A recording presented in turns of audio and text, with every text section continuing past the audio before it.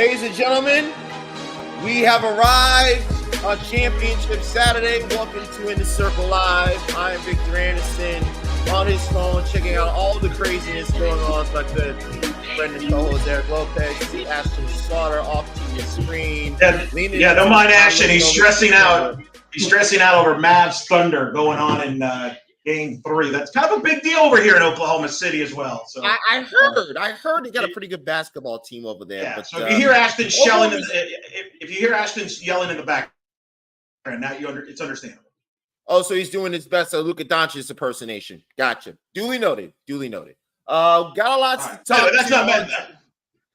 A lot to get to on this episode. Coming up in a couple of minutes, we will air Eric's interview with Kat Osterman that took place earlier today. Her thoughts about OU Texas, final time they'll be playing as members of the Big 12 for the Big 12 championship in Oklahoma City. I got a feeling there may be a possible record that will be set. I'll ask Eric about that later on. We will give you updated on all the automatic bids that have already been clinched in Division One as we get ready for Selection Sunday, which is 25 hours from now, tomorrow night, 7 o'clock on ESPN. Plus, we'll get Eric and Ashton's thoughts on the Big 12 championship game. We'll have Jennifer Sarah and Shelly Carlin from Stanford with the Pac-12 championship as Utah looks to defend their title against UCLA, and all the implications with today's results, what it may be happening in terms of who's hosting, who's in, who's out. But Eric, before we get started, sir, just a quick thought about you being in Oklahoma City with Oklahoma and Texas playing for the final time as members of the Big 12. Yeah, it's huge. This is historical with respect to the other conference championship games today that are going on. They're significant in their own right. This is the big one. This is historic. This is one that will be on the history books. It's Oklahoma, Texas for the last time in a Big 12 event. Now, obviously, we are not dumb. We are quite aware that these two teams could play again on this very field in a few weeks. But this is history. When you think of Big 12 athletics, you think of Oklahoma and Texas. And they've been two of the more dominant programs, especially in softball, during this time of the Big 12. This will be their last games as members of the Big 12. And, of course, they're colliding here in round 4. Of course, the first 3 meetings taking place in Hurry. What's at stake? For Texas, it would be their first Big 12 tournament title since 2005. That was Kat Osterman's year. Of course, there's been some years where the Big 12 tournament did not exist. While for Oklahoma, they're looking to go back-to-back Big 12 champions and go out on top with the winningest head coach in Big 12 sports history, Patty Gasso. That sets the scene for what is arguably the 2 best teams in the country going into the NCAA tournament, Vic. And that is going to be incredible. That's why we have this big of a show here today. We extended this show to an hour and a half, Vic. But that's not the only marquee tournament that has historical purposes following the Big 12 title game. The Pac-12 title game, the last one as we know it for the conference, will take place. It's a rematch from last year's Pac-12 title game. UCLA, Utah will be taking place in Palo Alto, Stanford. And we're going to have our very own Jennifer Sarah and Shelly Carlin from Palo Alto will check in with us later on in the show, Vic, at the bottom of the hour. Yeah. On that one. Lots of SEC. Yes, and the SEC going on right now. Florida leading Missouri 4-0. Top of the 4th, Florida. Fane Nye asked this question yesterday. Florida, Missouri battling for a possible top 8 national seed, the final one. With everything that's happening today, we'll get Eric's thoughts about that shortly. But prior to him arriving in Oklahoma City in the what was then known as USA Hall of Fame Stadium, Eric got a chance to talk to someone who knows a thing or two about winning Big 12 championships. Kat Osterman. Kat had the pleasure of calling the opening 3 days of the American Conference Championship tournament in Wichita with John Lytle and Morgan Uber on ESPN+. Earlier today, Eric got a chance to talk to Kat about OU Texas and what she thinks would be keys to the tournament and who wins this game. So here now is Eric Lopez's interview with the one and only Kat Osterman here on an Inner Circle Live review. We'll talk to you in just a few moments. Hope you enjoy. Eric Lopez here and in the circle on D1 softball in Oklahoma City for the Big 12 championship. Texas, Oklahoma, the Big 12 championship matchup final time. They will play in a Big 12 championship setting. somebody that knows a thing or two about Texas-Oklahoma games, that knows a thing or two about Big 12 and the Big 12 tournament. She was in the trivia. A lot of trivia, Kat Osterman questions throughout the weekend, the Big 12 tournament. Kat Osterman joining us here to talk a little Texas-Oklahoma. How you doing? Doing good. It was a week of conference tournaments, and so got back last night from doing the first 8 games, first 8 games of the American Athletic Conference tournament. So that was fun. Yeah, just adding to the resume, adding more conference tournaments there. That was a fun tournament with the American up there in Wichita. But certainly a lot of the eyes are going to be at Texas and Oklahoma here tonight in Oklahoma City. Big 12 title game. Last game for both Texas and Oklahoma in the Big 12. You've talked about it when you came on earlier this year. Mixed emotions about this, but kind of unique that here we go. Chapter 4 of the Red River rivalry here will take place here in the Big 12 title game. Yeah, well, I mean, it's no secret that, Texas and OU and Oklahoma State have all been atop the Big 12 for the last few years. And so I'm not shocked that the championship of the tournament is going to come down to these two teams. Just sad it's the last time these two teams are going to go head-to-head in the Big 12. I guess I interviewed Jamie Pinkerton earlier this year, and he was, he's a purist at heart too. So just for me, Big 12 and Texas have always been synonymous. So obviously that's going to change, but it doesn't change the excitement of this rivalry, but just more this rivalry this year with how good both programs are. And both have been rolling in this tournament. Both teams have ruled both their games. Their offenses have been clicking on all cylinders. Give me your thoughts here. Obviously, in this matchup, they played in Austin. Texas won 2 out of 3. That was more pitcher, really of a dominant series. What do you expect to see here in this matchup here today? Well, I mean, I think you're still going to see probably pitcher dominated, but I think both sides are hoping that there's a little more offense and some adjustments that happen. I mean, obviously, no one has any secrets. They all saw all the arms. You'd have to assume that OU is probably going Maxwell, and then Texas obviously hasn't used Lali Gutierrez yet. So it looks like that's going to be the matchup, which is, prime time for both arms.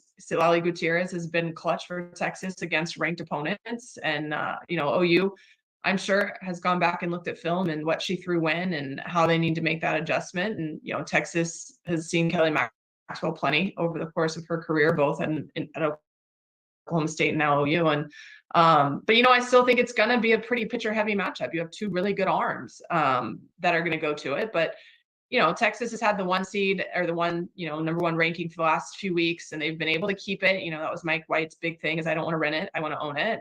I should say, he never said me, but he wanted them to own it and not just rent it and, get it and then lose it. So they've been able to do that, which is really fun to watch. But you can never underestimate the fact that OU just knows how to win, and they know how to win in big moments. They have a very experienced core group that when their backs against the wall, more oftentimes than not, they come through. And so you can't take that for granted. And but I think it's going to be a heavyweight fight. I mean, everyone's going to have to go punch for punch, whether that's shutout innings or scoring and being able to respond to, your opponent scoring. But I'm excited for it. I mean, I wish if there was a private jet right down the road I could rent because I was able to afford, I'd be up there in a heartbeat. But the 6-hour drive at 9 this morning, as much as I thought about it for a brief second, it's not that enticing. Well, I got room in the booth if you change your mind, although I can't provide you with a private plane, so I'm sorry. Although I would if I could, I would. But what are you going to do? Well, I don't think it's the last time we'll see these two teams match up. No, I don't think that. I think that's a pretty good, interesting guess there. I think that's a fair guess, I would say. I'm going to get you to get your old pitching coach hat on. And I'm going to ask you about how do you contain these 2 offenses, which are juggernauts right now, and have been juggernauts all year long. Let's start with Oklahoma's offense. They're clicking again. Patty Gasso said this week here in the pressers, she feels they're back to their old selves from an offensive standpoint. So how do you contain this Oklahoma offense if you're Texas? Oh, you have to be able to change speeds, and I think that's the one thing Gutierrez does well is she has 2 or 3 different speeds. But 2, you have to not be afraid to get inside tight to them. If you can get that tight inside strike, I think you have a better chance. Not that they can't hit it, but when you're able to mix both sides of the plate, but get in tight, you really mix it up with them. And I think that's probably the one place as a pitcher I would live for the most part. And the same thing goes when you try to elevate. And I think that's where a lot of people get in trouble against OU is they try to elevate, but they elevate over the plate. And that's when they're able to get their barrel to it and drive it. And you see so many home runs. And I go back to last postseason, Kinsey Hansen's home run off of Clemson it's up, but it's over the plate. And so when they can get over the plate, they can get barrel to ball really hard. And so it's being able to get in and then stretch the outside corner. And I think we saw that some in the series in Austin. On the flip side with Texas is you have to take away their base runners. You know, Reese Atwood and Katie Stewart are going to do what they do, just like the meat of the lineup for OU is, but it's being able, can you contain Ashton Maloney, which I don't know how you do that. She's able to get the barrel to the ball and slap it and get herself on base on every pitch in the strike zone, I feel like. But how can you get her out as quickly as possible? And really not let them see a lot of pitches. I think they get better because as an offense, they're aggressive at the right times, but then they're also patient at the right times. And they just literally build off at bats. So it's really how quickly can you get them out, not so much just getting them out, because the more information they gather, I feel like the stronger they get. So, you know, both sides, you have to have off speed. You have to be able to hit your spots really well. And I really think whoever owns the inside part of the strike zone the best is going to keep the other offense a little bit quieter. The stadium itself, you've pitched there. Obviously, you've been there recently, watched games there, covered games there. How do you describe the stadium? Is it a pitcher's park, hitter's park? How would you describe the stadium itself?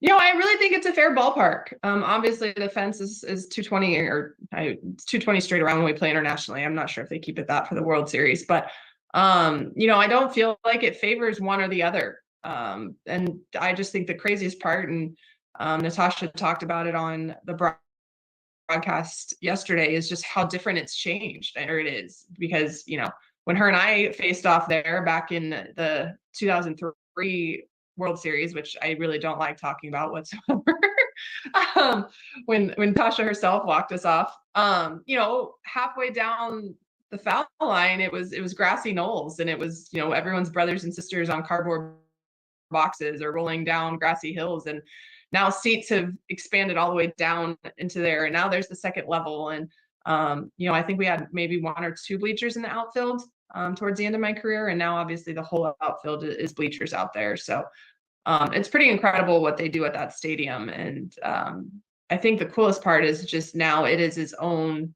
entity. You know, that is the softball capital of the world. It is the park that everybody dreams of playing in when you're a little girl. And even if you get to play there in travel ball, it's not the same when you get there in college. You know, I was talking to Tegan Kavan earlier this week, gave her congratulations on her top 25. And I said, hey, when you go there for the Big 12 tournament, at some point, take a split second, not in game, but like during their practice day or whatever. I was like, take a split second and imagine that place absolutely packed and louder than you ever imagined. I said, and do that now, so the nerves and the goosebumps run up your arms. So when you get to the World Series, that's not the first time you feel those goosebumps, because the way that stadium gets packed now, and it always has been, but the way that it gets packed now, it can be overwhelming. But it's a great thing for our sport. So really cool. I think it's now, what is it, Devon Park now? So yes. It's actually has its own name, which is even, you know, I saw some softball accounts on social media not happy about it, but you know what? Change is good, especially if it means we're getting some sponsorship and getting some support behind it marketing wise. So really cool now that we have somebody behind it, and it's not just Hall of Fame Stadium. The Big 12 tournament returned in recent years after it wasn't played for a while. You played in the Big 12 tournament.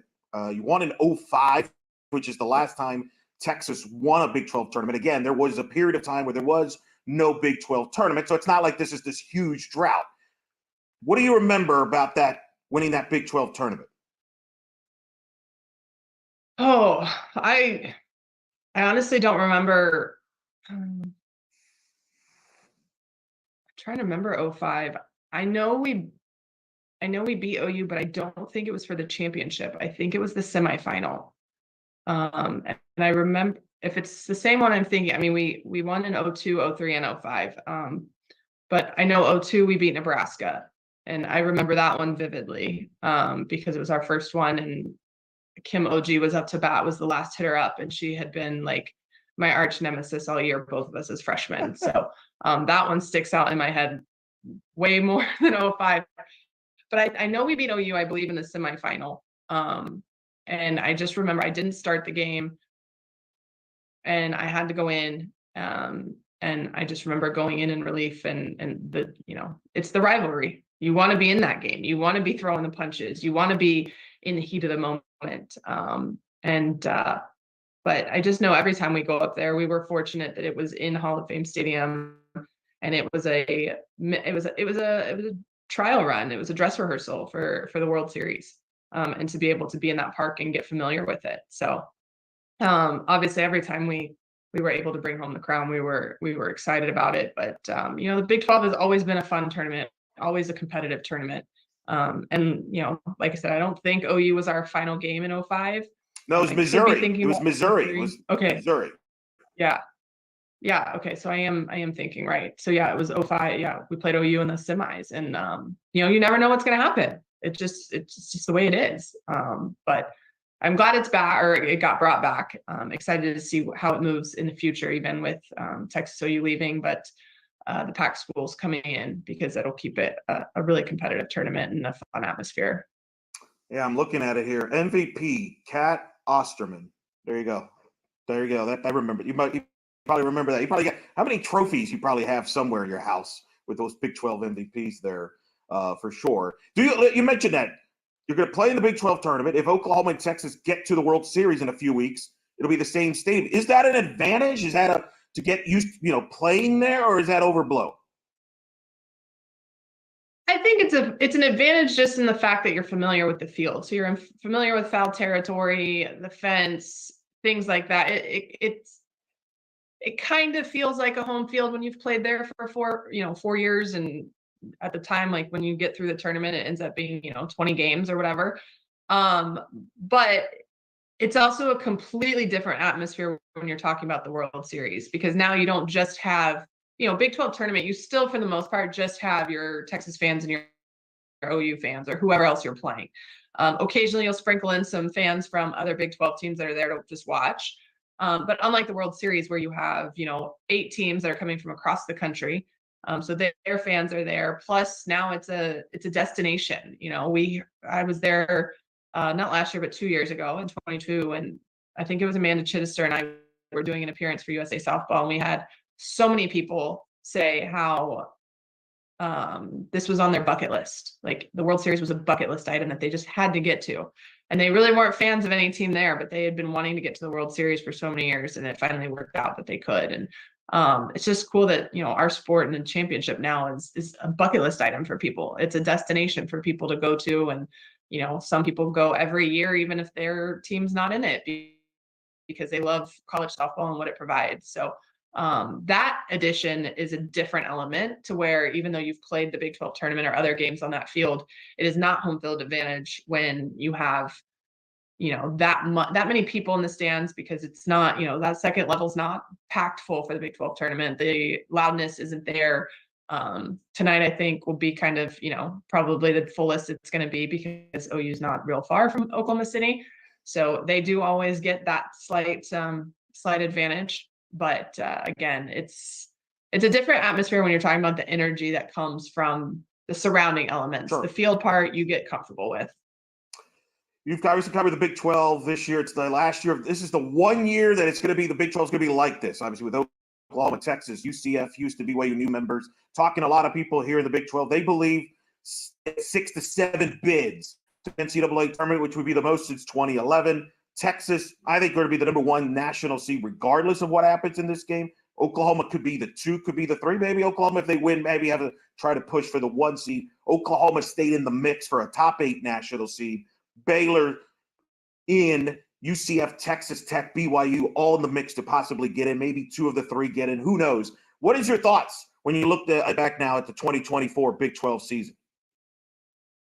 Well, I think with the addition of those 3 teams, everyone thought it was going to be more competitive, and it really was. BYU took down OU. And then you have Iowa State taking 2 of 3 from Oklahoma State. BYU upsetting Oklahoma State there in the tournament. So it really top to bottom was extremely competitive, where I do really feel like there were years where there was a gap between the top 4 and the rest of the conference. And this year that gap was non-existent. And that really made it for a competitive season. And you saw where it came down to the wire on who actually won the regular season. Like, there were very few seasons in the last 14 years where the last weekend decided who won the regular season title. It was wrapped up the week before, if not 2 sometimes. So it's been pretty cool to see that competitive element back into it. That's what us old people are used to seeing, because we had Nebraska and Missouri and A&M, and it was competitive top to bottom back then too. And so I think the Big 12 has a chance. The unfortunately, you never know when it comes to bubble teams, like what on that team's resume is going to stand out more than something else. I thought at the beginning of the year, Penn State was going to have a phenomenal year, and don't get me wrong, they had a really good year, but I think they're a bubble team. Absolutely. And, is their win against Arkansas in like the second or third week of season weighed differently than, BYU's upset of Oklahoma State this weekend, plus a win against Oklahoma? Like, they have 2 top 10 wins within the last, month or so. So it's just going to be interesting to see how the committee does it. And I think that's always the question mark, is like, what on somebody's resume puts them ahead of somebody else, that we don't know, but it will be exciting. I mean, I do definitely think the Big 12 deserves more than just the top 4. I know UCF should have a strong case for it.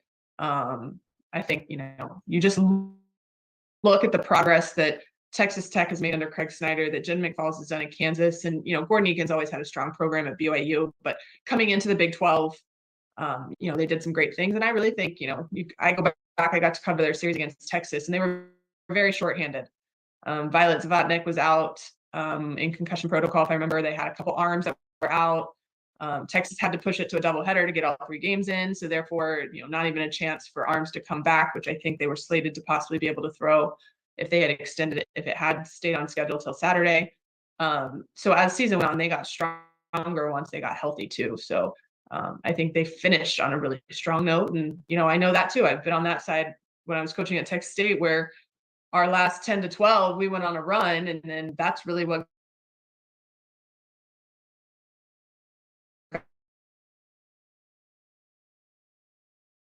got us in.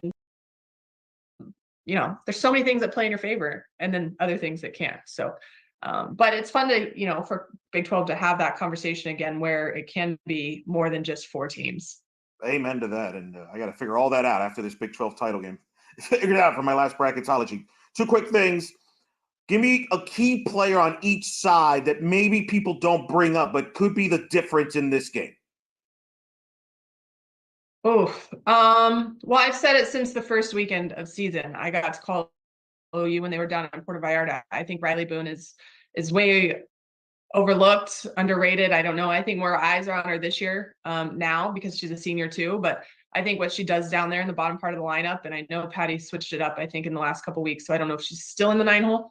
But her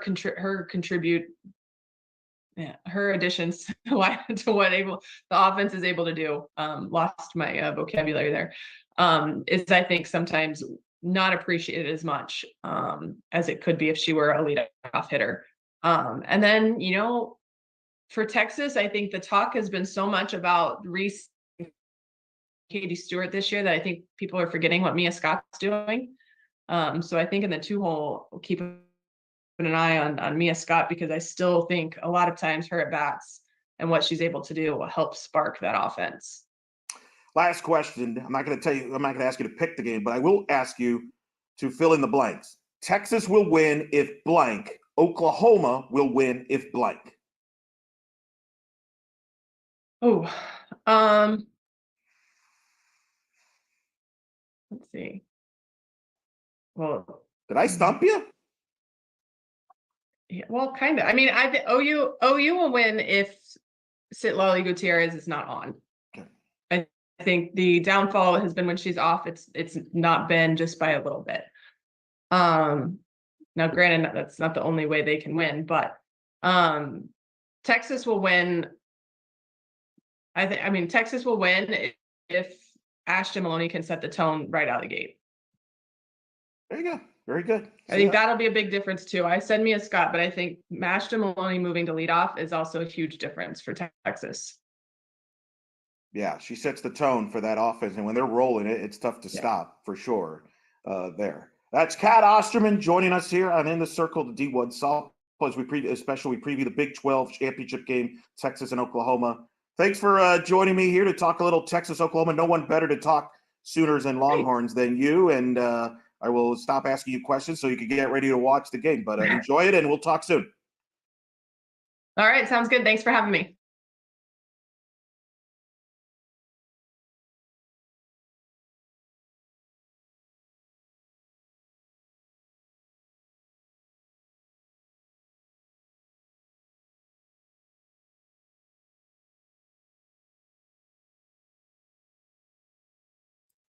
Oh, freaking got myself muted. So what we're gonna do, folks, before we join by Shelly and Jenna to talk about the Pac-12 tournament final, which will be taking place to cap off Championship Saturday, let's take a look at the teams that have already punched their tickets to the NCAA tournament. 32 automatic bids, 21 have already been punched as of today. As of this moment, we're gonna go through all of them with you right now as you take a look at our lovely screen. Can we get some appropriate music, please? This is what happens when you have to record on Saturday, folks, and getting everything rolling. So, as you see, Southeastern Louisiana, they will be representing the Southland in the NCAA tournament. Lost on a walk-off home run last season. They're back in the tournament. They're in the tournament for the first time in program history. The Lions will be going to the Mayhem. Joining them will be Siena, another first-timer in the NCAA tournament. They won the MAC, won it as the 4th seed, including knocking off the regular season champion Marist en route to their first trip to the NCAA tournament in program history. Congratulations to the Saints. U of Albany ran through the American East tournament undefeated for the first time since 2011. They'll be making their first trip to the NCAA tournament since 2018. The Great Danes representing the American East. Speaking of first-timers, the Dayton Flyers win the Atlantic 10 Tournament Championship for the first time in their program history. They will be going to the NCAA tournament thanks to a phenomenal performance in all 3 games from Chloe Wong, who was the tournament's most outstanding player, went 6 of 8 with 5 RBIs and 3 runs scored for the Flyers as they win the Atlantic 10. Southeast Missouri. Now, the Red Hawks, if you recall, knocked off Missouri in Como a month ago in a midweek matchup, and the Red Hawks have rode that momentum to the OVC Tournament Championship. Don't be surprised if the Tigers, who are in line to try and get a top 8 seed, they're trailing Florida 4-1 right now, if they see Southeastern Missouri in the regional next weekend. Charlotte, they dominated the American Championship over Wichita, run-ruled the Shockers at home. They won't have to worry about waiting to see if they get in as an at-large like they did last year. Ashley Chastain and company, they'll be in as the American Conference representative. Does that mean the conference only gets 2 bids? We'll find out later on. We'll find out tomorrow in about 24 hours, 30 minutes from now.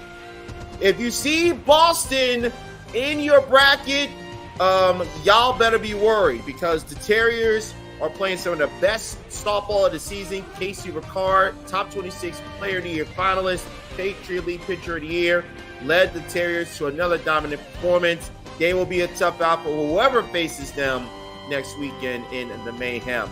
Speaking of Mayhem, folks, Carly Spade of Miami, Ohio has been absolutely remarkable. Carly Spade, 36 home runs, 2 home runs shy of setting a new single-season record. Miami, Ohio is a team, 159 total home runs, 4 away from setting a new record, which was held by Oklahoma when they bashed 162 in 2022. Princeton forced an if-necessary game against Harvard, but the Tigers roared back to win the Ivy League tournament championship there. Texas State throwing a monkey wrench into some hosting possibilities to win the Sun Belt Tournament Championship in San Marcos. I think Texas State could be hosting. We'll find out tomorrow night, ladies and gentlemen, if that is the case, and if the Sun Belt gets 2 teams possibly hosting in the NCAA tournament. San Diego State, I will move on quickly because of one of my guests. We don't want to remind what San Diego State did last year, so we will proceed with Mac Barbara and the now 2-time Mountain West Tournament champions. Southern Illinois, they make it in out of the Missouri Valley. Keep out this name. Medea Groff leads the nation in wins, 29 wins, top 5 in strikeouts and ERA. She'll give the tough out for the Salukis, whoever they deal with in the NCAA tournament. And as a matter of fact, what we're going to do, we're going to hold off on the rest of the auto bids for the time being. And what we will do is we will bring on our illustrious guest out on the West Coast, our Pac-12 contingent of Shelly Carlin and Jenna Becerra. And ladies, as we bid you a good evening, I got the San Diego State part. I saw Shelly. I'm like, let me not mention San Diego State anymore. No, you can, because you know who hit the walk-off home run? Alyssa Garcia, a graduate transfer from UCLA. So Okay. Bruin Magic all over the place. Bruin Magic. Of course. So a happy Saturday, ladies, to you. Bittersweet night, I'm sure, for all involved. The final Pac-12 tournament championship. Utah trying to defend their title. UCLA trying to win the title. Shelly, we will give you first word on your initial thoughts on, I don't know, kind of like the finality of it all with what's going on with the Pac-12. Yeah, bittersweet is probably the best descriptor of it. But I'm honestly all about looking forward. And I'm excited to see what these teams do in their new conferences. I think that's really where people should be focused. I mean, yes, it's history. It's sad, but it's just changing times. And if playing softball in the Pac teaches you anything, it teaches you how to be resilient and how to adapt to change. And I think that's what I want people to focus on is, okay, let's see what the Big 12 is like with the new additions. Let's see what the Big 10 is like with the new additions. And really hope to grow and bolster those conferences with the traditions and the legacies of the Pac. Jenna? Yeah, I would agree. I think there's definitely a balance of sort of celebration and nostalgia and all of those things for what the Pac-12 has done for college softball and just college athletics as a whole, as well as just softball as the game in a general sense. But I think that for the most part, even the coaches at this point, while everybody, especially all the ones who played in the Pac-12 themselves during their time on the field as players, you have to look forward, right? Like you have to live in the present and not look back too much. So I think that a lot of them, they'll talk about it. Like Coach Alster will say, she's not even necessarily thinking about that because she's thinking about the next game ahead. And she said, maybe I will have some more stronger feelings once it's really all said and done and moving forward. But it is an interesting balance to strike, I think, for all who are associated with the Pac. I know there'll be time to kind of reminisce once everything moves forward and the season is over, but let's kind of get a little further back, a little bit more recent from last night, the 2 semifinals.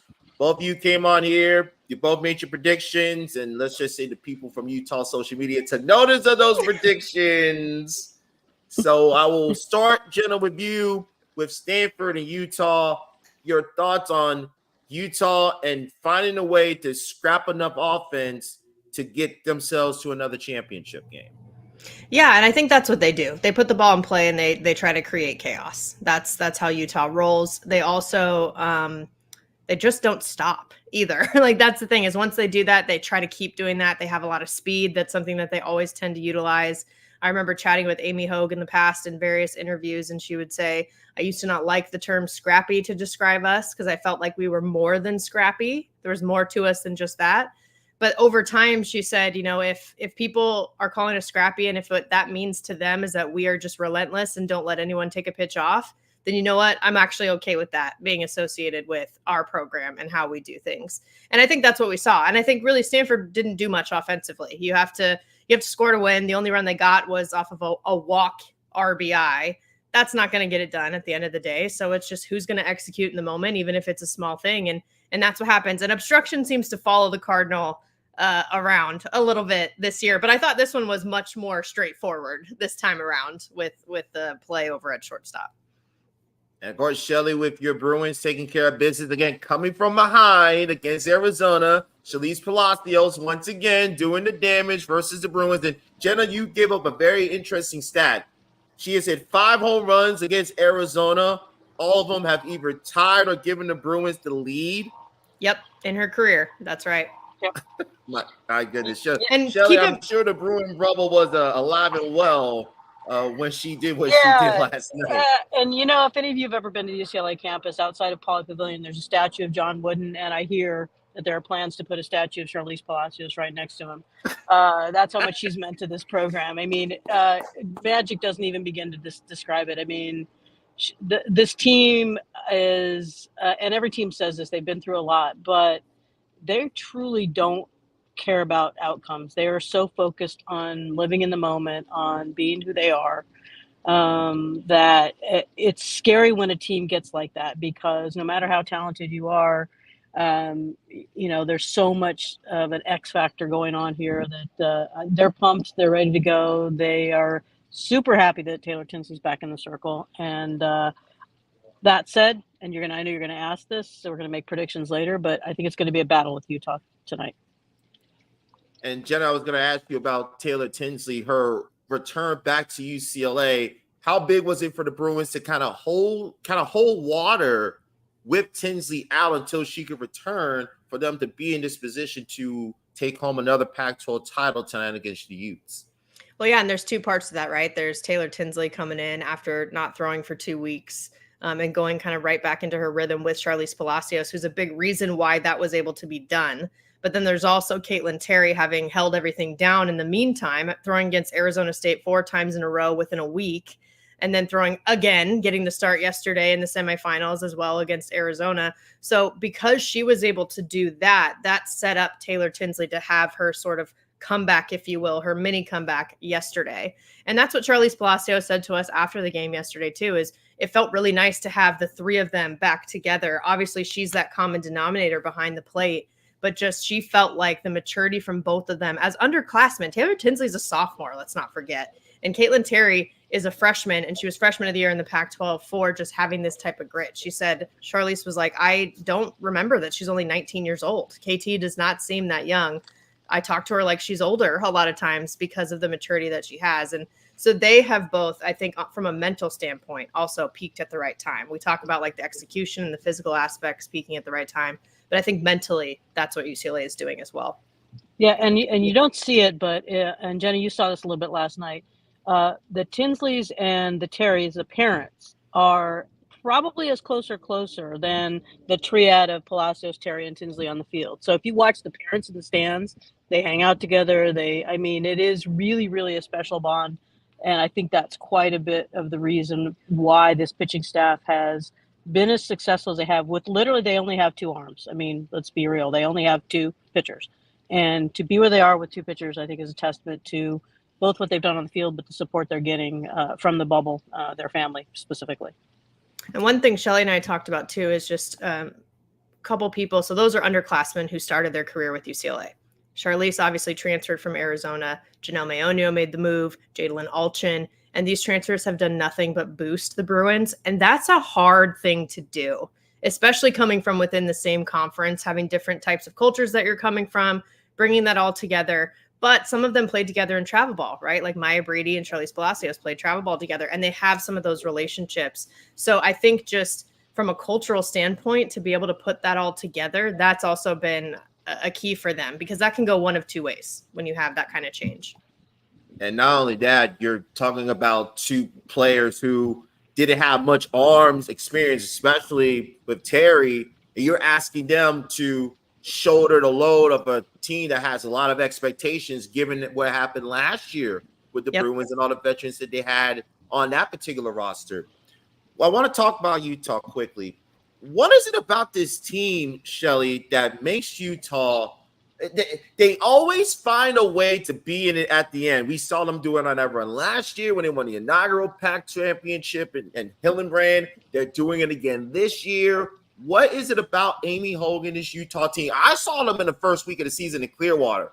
They did not look like the team that's playing for the championship tonight. Let me assure you that. They had some moments, but what is it about this Utes team that they keep on being there at the end? Yeah, I think it's two things. I think you have to credit the culture that Amy creates there. They have always been that way. They've always been, they may not like the moniker, but they've always been scrappy. They've always been never say die. And they also play really free, really like unburdened by expectations, I guess is the best way to say it. So part of it's the culture. Part of it is their game. And I know small ball's out. It's not, kind of trendy, but if you look at the top three of their order, that's what scored their runs. They just run that same play over and over and over again. And their top three hitters accounted for 50% of their runs scored for the year and 65% roughly of their stolen bases. So that's their game plan. And they put the ball in play and they make the defense make the plays, which is going to be one of the keys, I think, to tonight. But that's how they do it. They don't care. They are who they are. They're very comfortable with who they are. And they just have a really free mentality where they just go out and play and love the game. Yes. Something about the Utes in May, right? Like it's not the first time. It's not going to be the last, I don't think. But I just think a great example, as we talked about the relationships that all of these players have off the field, even across different schools and things. I was chatting with some of the Stanford parents who had talked with the Utah parents, some of them, before leading up to the semifinal. And they said that they were like, you know what? we got nothing to lose. We're just relaxed. We're just here to do everything that we can. And that's actually, the parent said to me, that was kind of scary, right? Because if you don't have anything to lose and you're playing completely free, that's when the magic happens. Whether it's Bruin magic or it's Ute magic, that's when it happens. And I think we're seeing that once again. And the quest to be the only Pac-12 tournament champions ever in the history of the Pac-12 tournament is real because of that kind of mindset. And I think not only just the players and the parents, but I think the entire University of Utah is taking that free mentality and playing without the burden of trying to perform. And if you follow social media last night, the Utah social media let everyone know about y'all predictions in the Pac-12 tournament, but I loved it. I loved it. Honestly, I'm here for it. I will wear it every time because I don't know if this makes sense given my role, but I kind of like being proven wrong in these instances. Like as the player in me, doesn't worry too much about what are the expectations, the same way we're talking about Utah's mentality, right? I'm like, yeah, I would love it. Prove me wrong. That's what I like to see. And that's what mayhem really is, right? Is all of these things and expectations are getting blown up left and right. So I'll get trolled on social media by Utah softball all day. I'll take it. Such is life, ladies. Now, before we ask for your predictions, Washington, I was stunned at how they exited the tournament. Does that loss cost the Huskies a chance to host, given everything that we've seen this past week with Bama losing? Florida State just lost in the ACC tournament this afternoon. Texas State won the Sun Belt versus Louisiana. Are the Huskies looking at having to travel for that opening round of regionals next weekend? I'd be shocked if Washington was a host. And quite frankly, I think the only thing that could deliver them a wake-up call right now is to not host and to have to go on the road, because clearly nothing else has done it. Jenna, I'm not sure what your thoughts are on this. Yeah, I think a good run in the tournament would have helped solidify them hosting. But because it was a one and done situation to a team who they had beaten in the series earlier, and 4 out of the 7 games that we have seen so far in the Pac-12 tournament, the opponent who lost the regular season series is the one who came out on top in the tournament. And it's the 4th time everyone's playing each other, this season. And in the Pac-12, this isn't the case in all conferences. Everyone plays everyone leading up to the tournament. So that's something that they really did see everyone. And you're using pretty much your whole pitching staff in a 3-game series, right? So everyone has seen everything that every team has. And I just think with that, Washington, they've just been on not the trajectory that you're looking for this time of year. I mean, having dropped the last 2 games to Utah as well. But then again, you look at that, and Utah came in, they had won the 11 of their last 13 games coming into this tournament. So it's about who's playing well right now. And I think you might be right, Shelly. Like sometimes it is just that mental motivation that comes through a little bit of adversity. We saw UCLA work through that. We're seeing Utah's working through adversity coming to fruition. So yeah, I would think they probably won't host. I do think they should probably host over a couple others who may end up hosting, honestly. Are you gonna name names, Becerra? Are you gonna name names? Yeah, I mean, I will. I will. I just, like, for example, first of all, the experience at the Rhodes House at Alabama is wonderful. Great facility. I've played there. I've covered the game there. But when you go one and done in the tournament, you finish towards the bottom of the SEC. You know, your strength of schedule wasn't that high, for example. Like, how do you choose between a Washington and an Alabama in those situations? I think maybe it's neither, right? That gets to host. Maybe it's Texas State, right, Victor? Well, let's just say I had a thought about on social media that maybe Texas State and Louisiana host regionals. I mean, all I got to say is I do not envy Eric Lopez and the task he has to do putting out his final bracketology tomorrow. Ooh, I do not envy him at all. But speaking of bracketology, I feel safe, and I'm sure all of you agree, that with Utah's run this week, they're going to be in the tournament no matter what. They should be. Yeah, certainly. I think agree. that first one was big, but the second one going to the championship game again, it would be, I think, a travesty to not put them in the tournament now at this point. Yeah. Agree. Very valid. And of course, I think UCLA's they're going to be security. It's really just a matter of the seeding for the Bruins and can they be a top 10 national seed? I think if they win tonight, I think that locks it up because 7 through 11 or 12, it's all really jumbled in terms of who can get those national seeds. And there'll be some tournaments like the SEC will go a long way in determining that. Florida's winning 6-1 over Mizzou right now. They're in the 6th inning. So Florida could maybe sneak behind the Bruins, take a top 8 seed. We'll have to see. But before we ask for your predictions, ladies, Shelly, an X factor from either team that you're going to be looking for tonight in terms of that will determine who will win the game. Wow, that's a great question. The X factor for Utah will be if their defense can hold up. Utah had the worst defense in the pack, and they played phenomenally for 6 innings yesterday and almost gave the game away because of their inability to hold it down in the 7th. So for Utah, if they can hold the defense together, and I'll give you 2. Sorry, you only asked for 1, but hey, that's all right. X and Y factor. X Yeah. and Y X and factor. Y, yes. Okay, and if Mariah Lopez throws the way Mariah Lopez, she has a history of really giving the Bruins fits. The Bruins swept them in early March, but it was not the same team. So if Lopez is on and if their defense can back her up, we could have a repeat on our hands. We really could. The Bruins, I think the X factor, I mean, how can I say anybody other than Charlize Palacios? I mean, I'd be crazy if I said anybody else. Yeah, I mean, she's on both sides of the ball, right? Like, she's just too important. She's just too important. And that's why she's all Pac-12 as well as the all defensive team too this season, which is completely well-deserved. I think like the Bruin bats, just if they can stay hot the way they were yesterday, they're going to need that because I do think Utah's going to create the chaos that they've been creating and continue to do that. And even the defensive part for Utah, that's actually not on brand for them too, to not have as strong of a defense. That is something that has been their bread and butter in the past. Hannah Flippen, one of the best to ever do it, has been in the stands, and she's a great example of that, right? Her and Anissa Ortez were outstanding up the middle. So I think, of course, defense wins championships. It's the oldest saying there is, it feels like, but it's there for a reason. I think that the Bruins, on the other hand, their defense is going to be tested, to your point, Shelly, because Utah does put the ball in play, and they're speedy. So they're going to put a lot of pressure there too. Yeah, they're going to put the pressure on the left side, which I think is probably the weak spot of the infield for UCLA.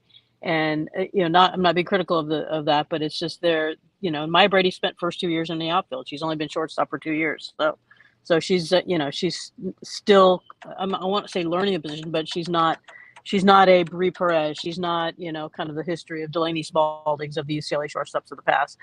But that said, I think Malauulu at third. I mean, she's super solid, and if they can hold down. And that top 3, if you get past that top 3, I think you have a much better shot of kind of going through unscathed. But I'm just looking I hope it's a great game. That's all I hope. Yeah, I think for my X factor, you mentioned that top 3 to order. It starts with Haley Denning. If she sets the table like she does for Utah, everything else flows accordingly when she gets on base, causes havoc, and sets that table for that Utah offense that we've seen in the past. And I think for UCLA, if they can jump on Lopez early, get a couple runs off of her, and put Utah on the defensive and make them have to battle their way back. Because UCLA is built with their bats to play in the slugfest. Utah is more for that 3-2, 2-1 type of game. If UCLA can get a couple runs early on the Utes, I think that's going to be a big positive for UCLA and getting themselves a title. So, all right, ladies, time for the picks that we know will likely be on Old Takes Exposed at some point later on Sunday morning. Shelly, we will start with you. Who do you have? Bruin Magic, baby. I got to go with my Bruins. Jenna? After what I watched yesterday offensively from UCLA, especially coming from behind, they've had 4 wins, I think, at least this season, where they've been at least 4 runs behind. That's pretty impressive. But just for the sake of argument, to mix it up, why don't I just give it to the Utes, especially because they're on such a momentum path. I just think, why not? Why not give them a shot? I love it. I love it. Bring it. It's going to be a high energy game. Both of them want it. Oh yeah. Utah needs it probably more than UCLA, but UCLA needs it for that top 8. So it's how much do you want it versus how much you need it. I think it's going to be a great battle. Well, how fun will it be to watch Haley Denning potentially run on Charlize Palacios? I mean, Ooh. That's the type of thing we want to see, right? Absolutely. Can we get that in the first inning so we can just get that matchup already off the bat and see what happens with Palacios and Denning? I'm looking forward to that. Now, Jenna, you brought this up. 4 of the 7 matchups in the tournament, the team that lost the series came back and won. Yep. UCLA swept Utah in that series. Now, Utah, the first 2 games were close 6-2, 6-5, and UCLA blew them out in the final game of the series. I think here's an interesting thing. UCLA lost to Utah last year in this same situation. So the Bruins had that revenge factor on their minds. Yep. But I do not want to be on the wrong side of Utah social media. So I will go with the Utes to repeat.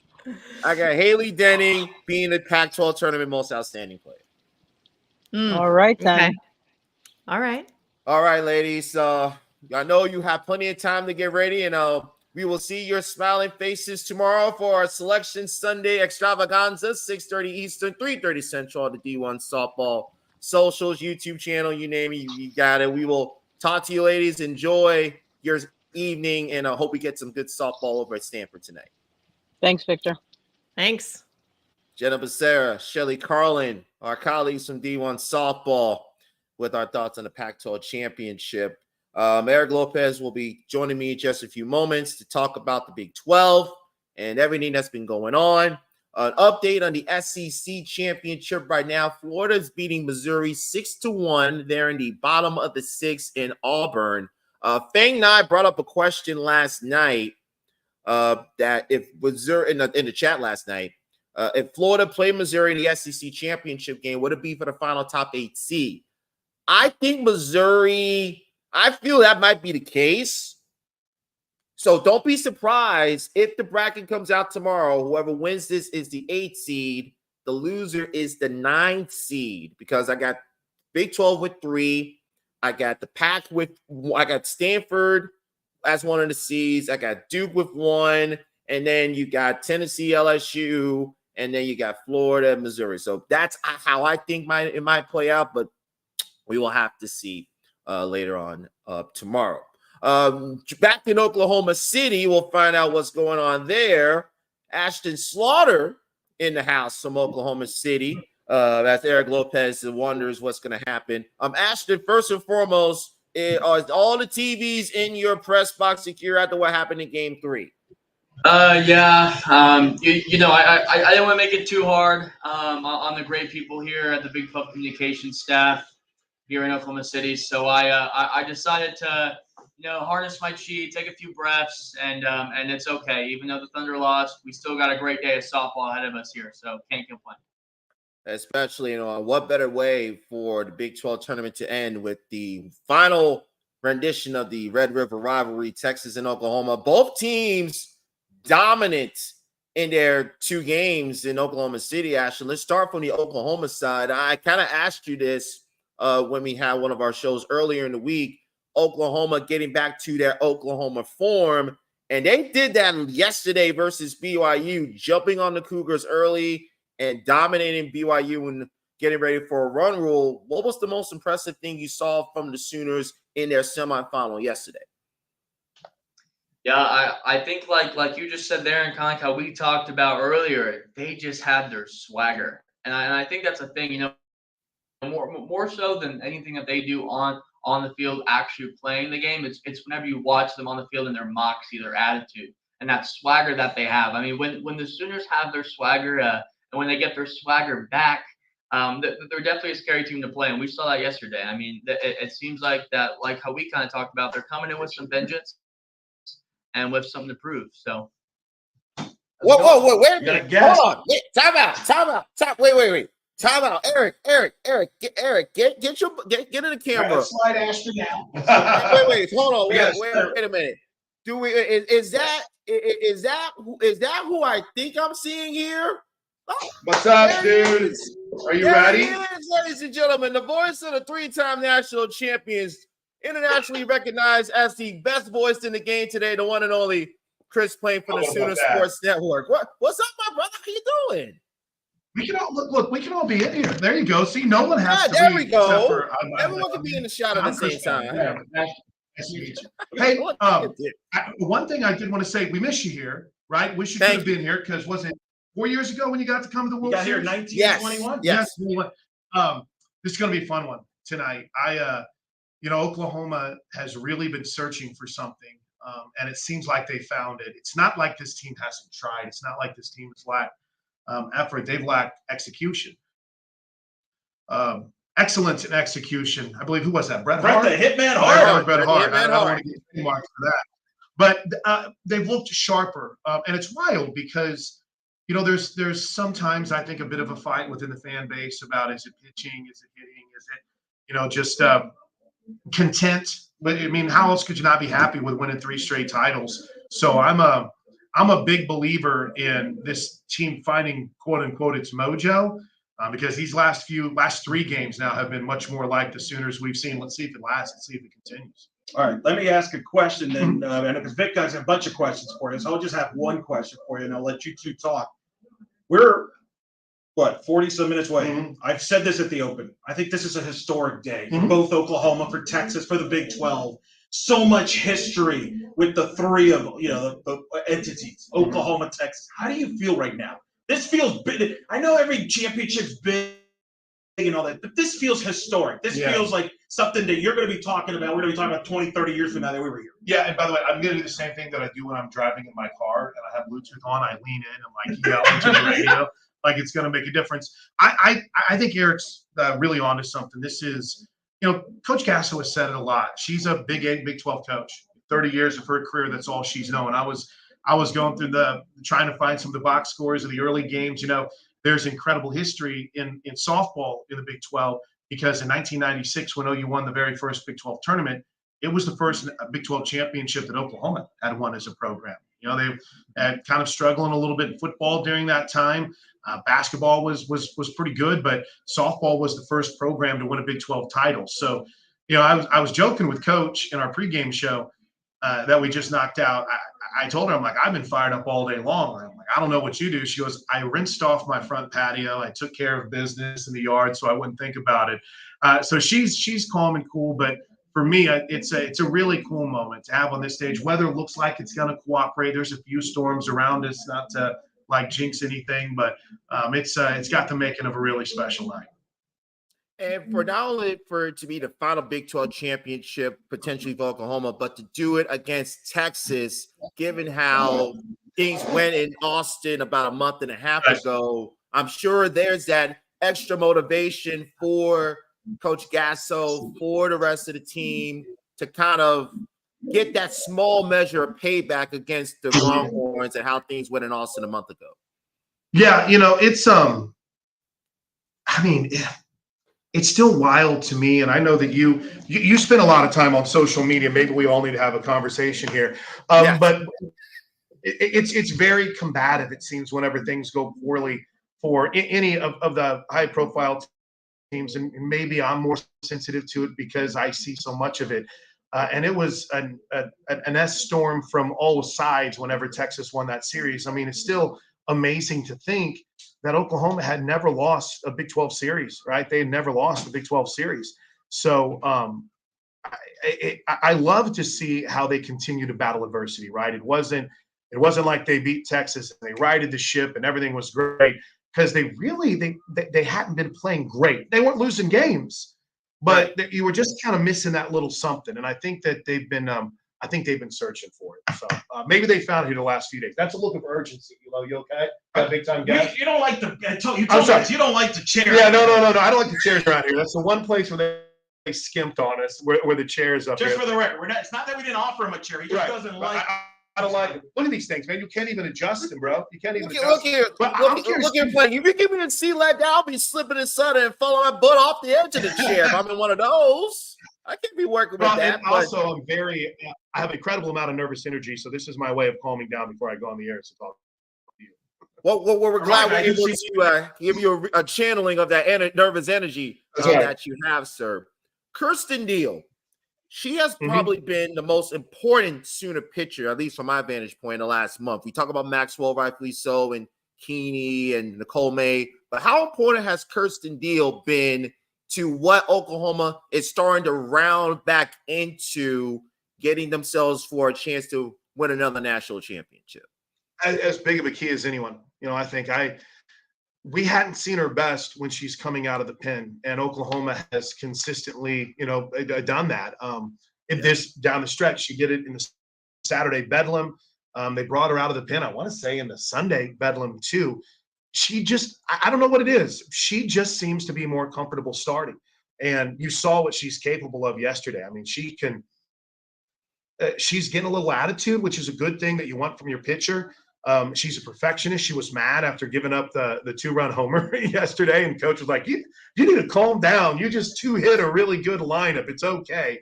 And I think she's learned how to trust her defense a little bit, right? I think sometimes, listen, I'm not a pitcher, but I've been around it for a while and I study them. I think sometimes they want to be too perfect, and I think Kirsten Deal was battling that. And when she just relaxed and said, hey, I'm going to make a mistake, and if I do, I got Jada Coleman in center that can track it down, or, whoever it might be, Riley Boone or Alyssa Brito at third. So I think she's been really key. I'm not a big believer in that you need like a third starter, but I think in bullpen depth, Oklahoma's got to feel really, really good about that with May and Keeney, and then in starter depth with what Kirsten Deal has done. For those who have not been in Oklahoma City, and I've said this a couple times on the podcast, beating Oklahoma in the regular season is one thing, beating them in Bedlam's different. Beating Oklahoma in Oklahoma City feels like a taller task than anything. But what is it like for you seeing Sooner Nation convene on exit 132A and supporting the Sooners like they have during this run?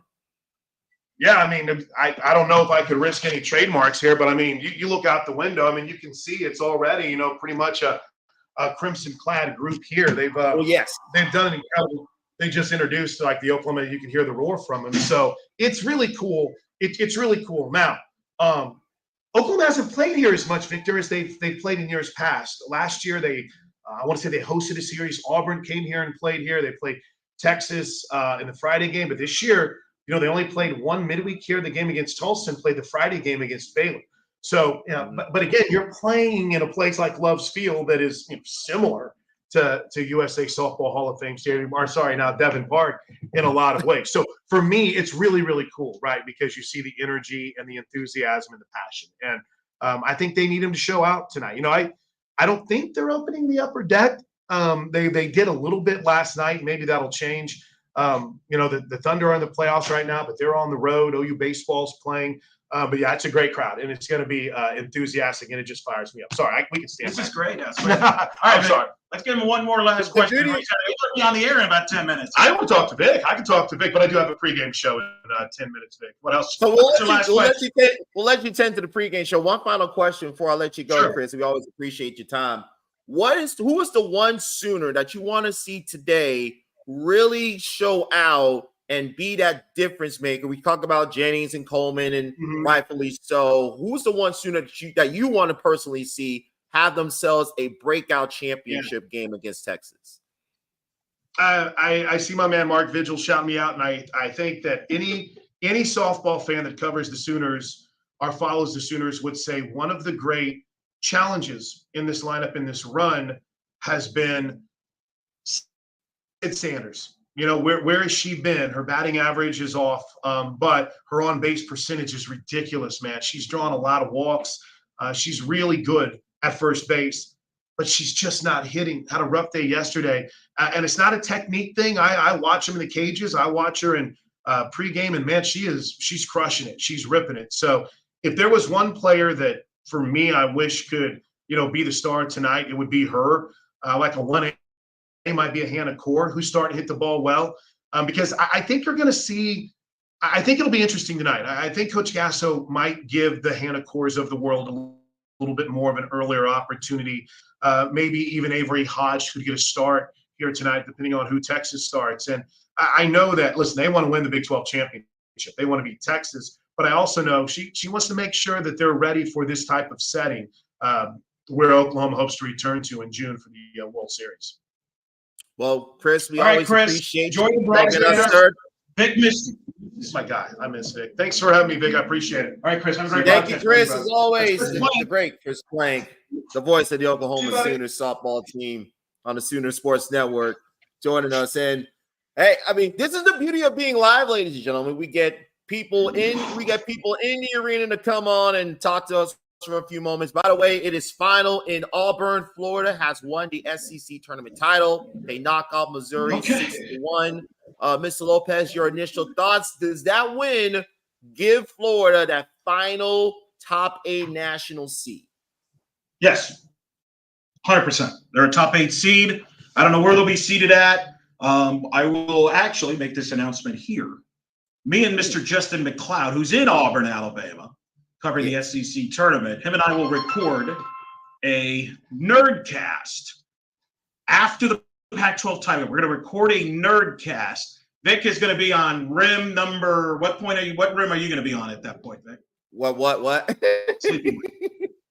Rim 3 asleep. I'll be some. Let me put it to you this way: I'll be up at 5 a.m. I may have one of these. Is one of those Zoa energy drinks. I'll be loading up on those as soon as this show comes to a close and get ready for the Big 12 championship game. I'll be on ESPN2, bottom of the hour. Eric Freed, Madison Shipman. We'll have to call of that one. And then at 10 o'clock Eastern, the Pac-12 championship. Courtney Lau, Daniel Laurie will have that call on ESPN2. And then after that, me and Justin from our respective hotels will record a Nerdcast. We will break down the entire field in my final bracketology. Because, folks, I'm going to be on a plane in about less than 11 hours. Less than 12 hours. So I'm not going to be able to communicate in the morning what I did. So I'm going to record it, and you'll all be able to hear it on the D1 Softball and In the Circle social platforms and all the great places you like to listen and watch our great content with the crew. Of course, you had Jenna and Shelly earlier on for the Pac-12 and Justin right now, and those are covering Florida's win. Yes, Florida's a top 8 seed. That's a lock.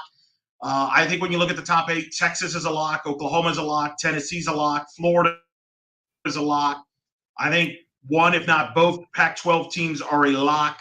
And then I think what you have is I'm actually a little worried about Duke. I'm wondering if Duke gets left out of the 8. Well, they don't have a top 10 win, and that's something the committee looked at last year, and that's what left Stanford out of the top 8 last year. So I'm going to have to look into that after when I get back to the hotel. That, to me, Vic, this is more about the seeding than the actual field. I think the field is pretty simple with no bid stolen today.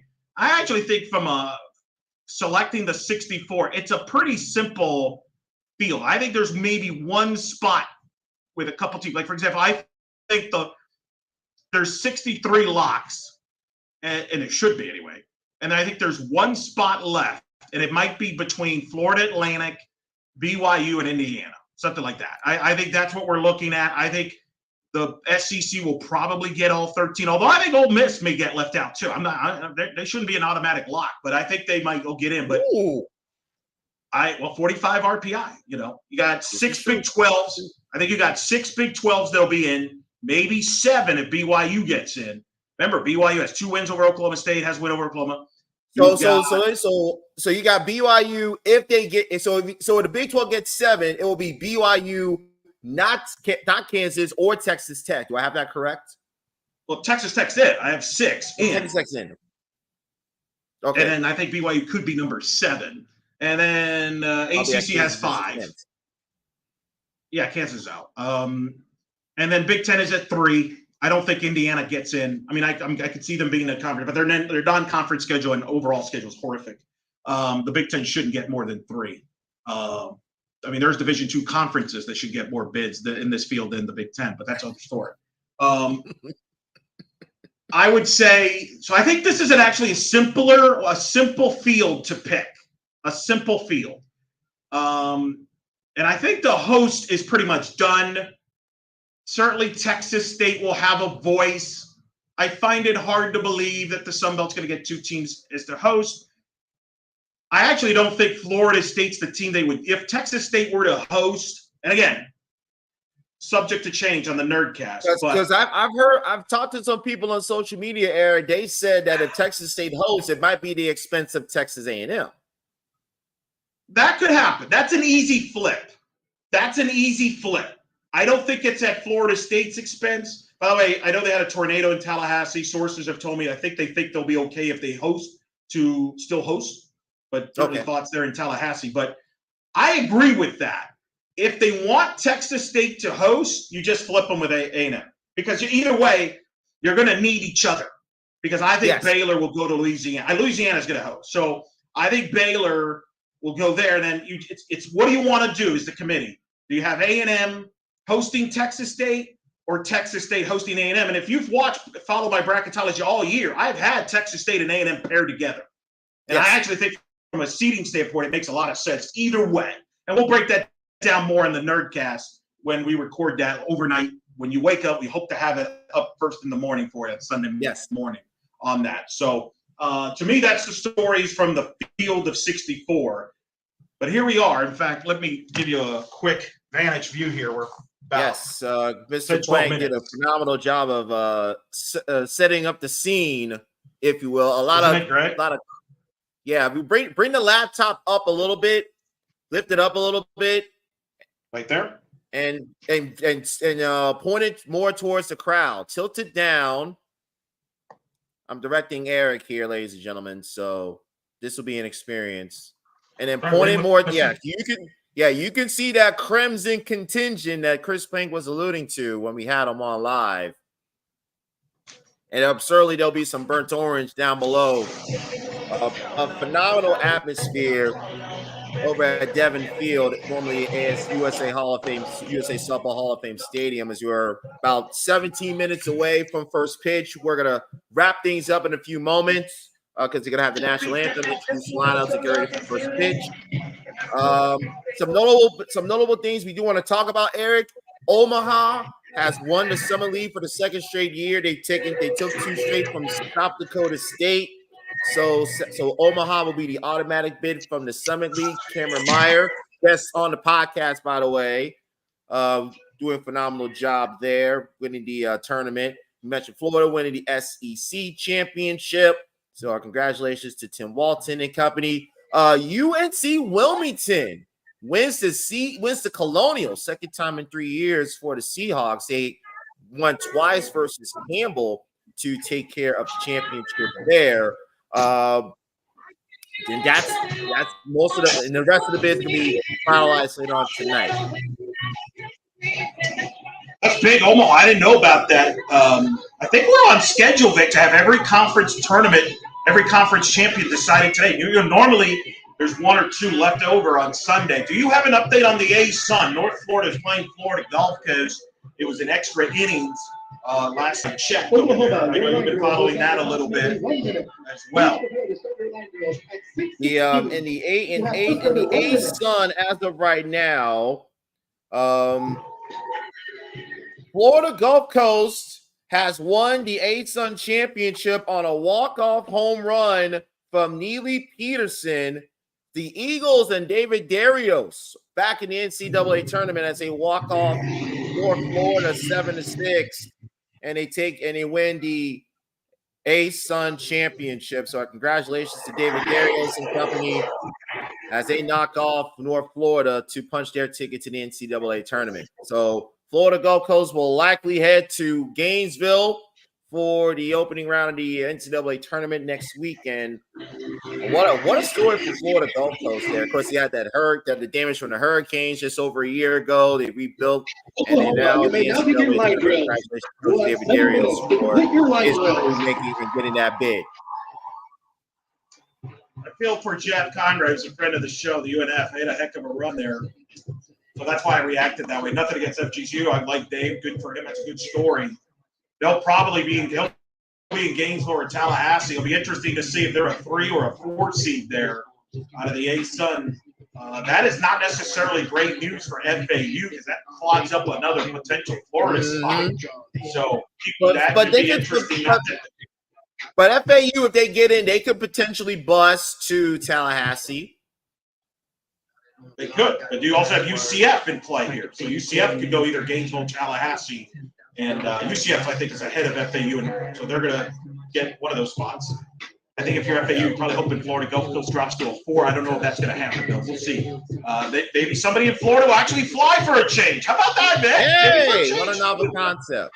So in terms of bids that are still left, so every bid has been settled with the exception of the Horizon League, the Big West, Fullerton and Long Beach again playing in the final weekend of the regular season to decide that championship, the Big South, the Big Sky, and of course the Big 12. So we got 7 leagues still trying to settle their automatic bids for the NCAA tournament and make Eric's bracketology, I guess, easier, so to speak.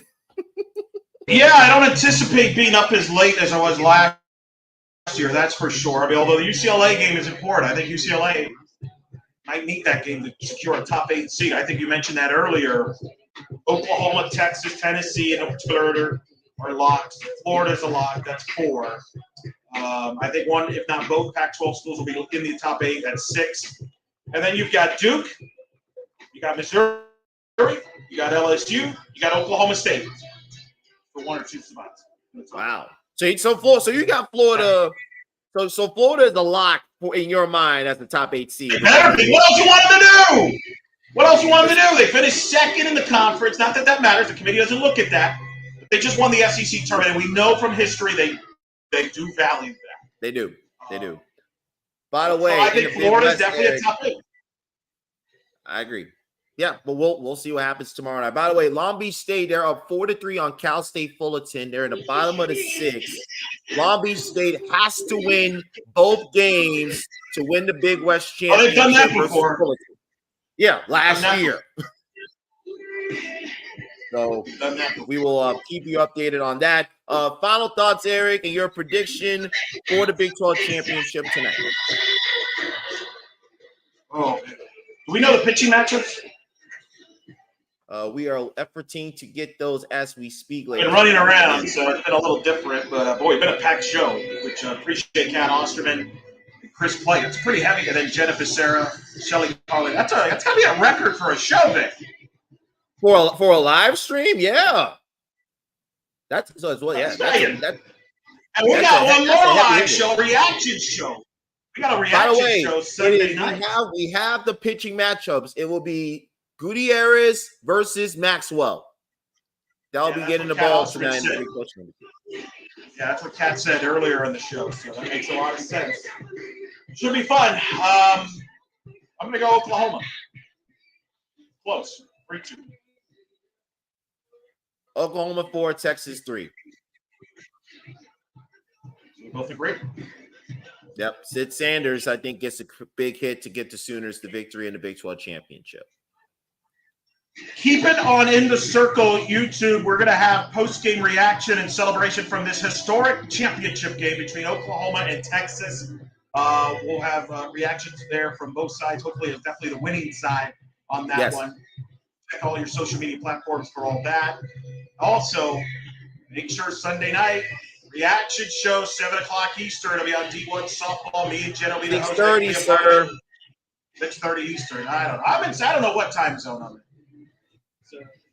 Because he has a Nerdcasting report with Justin McLeod later on tonight that I get to edit first thing in the morning. I'm not sure. I think we might give you that. We might have somebody fill in for it. We'll see. I'll let Justin figure all that out. I got a flight at 6:20 in the morning, so I got to literally record and go to the flight, and then the reaction show on Sunday night. We unveiled the Field of 64, and then the postseason will get going. I want to take a moment to thank everybody here within the Big 12 people, Vic, who have been magnificent. Yes. Josh Conrad, the media relations, has been magnificent among all the great cast that he has here working at the Big 12. They've been so hospitable. They've been fantastic. It's been a wonderful experience to be here. Vic, I recommend you come up here at some point for a Big 12 tournament. Obviously, this is historic.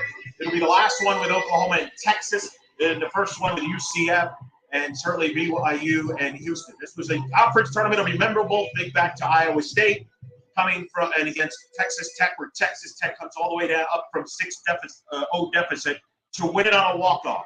From Oklahoma and Texas, incredible power, explosive offense to get us to this point. And now, the most anticipated and historic Big 12 championship game is about to take place as the number one ranked team in the country, the Texas Longhorns, against the three-time defending national champions, the Oklahoma Sooners. That is coming up on ESPN2. Madison Shipman, Eric Reed have the honor to call that game. Enjoy it. For Vic back in the studio, fantastic work, sir. Multitasking there. I think this is one of the most historic In the Circle live shows we've ever done here, Vic. I don't know if you realize. I really do. You know how The Rock does that little goosebumps thing on his wrist? Chills. Yeah. That's how much it means to us. That's how I feel right now. This is history we're witnessing here forever, and we hope that the game lives up to it. It's round 4, Red River rivalry, Oklahoma and Texas. For Victor Anderson, for the great crew, people, Jenna Becerra, Shelly Carlin out in Palo Alto for the Pac-12 Championship. They're going to have recaps there as well. For Justin McLeod, who's in the SEC Championships, Paige Halstead, and of course, myself and our good friend Ashton Slaughter, who's been an unsung hero, an MVP behind the scenes working with me here at Oklahoma City in the Big 12. Here it is, Vic. One last look. Maybe one more rep. Lineup exchange. Mike White, the Texas head coach, and Patty Gasso for the last time in a Big 12 tournament. Thank you for tuning in on this very special In the Circle live from the Big 12 Championships here in Oklahoma City. Vic, I'm Eric Lopez. Enjoy the game, everybody. Podcast is out. See you Selection Sunday, Canada.